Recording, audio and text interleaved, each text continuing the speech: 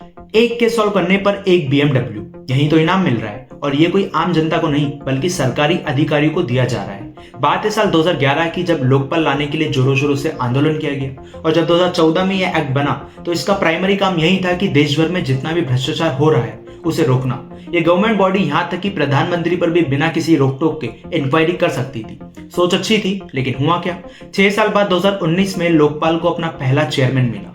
मतलब उसके पहले लोकपाल के पास कोई केस रजिस्टर होते ही नहीं थे, क्योंकि लोकपाल की इंक्वायरी विंग अभी तक बनी नहीं थी।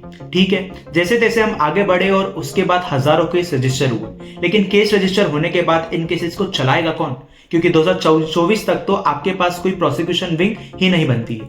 मतलब आपके पास केसेस आ रहे हैं, लेकिन आप उनका कुछ कर नहीं सकते, क्योंकि आपके पास प्रोसिक्यूशन विंग ही नहीं है। ये सब भी ठीक है, मैंने लोकपाल का ऑफिशियल डेटा चेक किया, जहां 2019 से आज तक 6955 कंप्लेन आई है। इनमें से ज्यादातर कंप्लेन गलत फॉर्मेट की वजह से रिजेक्ट कर दी गई और प्रिलिमिनरी इंक्वायरी केवल 289 लोगों पर बिठाई गई। और प्रोसिक्यूशन पता है कितने लोगों पर चलाया गया? केवल 7। मतलब 10 साल हो गए जिस एक्ट को बने, वो वर्किंग में अब जाकर आया है, और आपके पास केवल 7 लोग हैं जिन पर भ्रष्टाचार का केस चला है। और एक और बड़ी इंटरेस्टिंग चीज मैं आपको बताता हूँ, इन लोगों ने अभी हाल में 7 BMW कारों का टेंडर निकाला है अपने लिए, कि भाई बहुत बड़ा हमने काम कर दिया है, अब हम अपने लिए जनता के पैसों से BMW खरीद लेते हैं।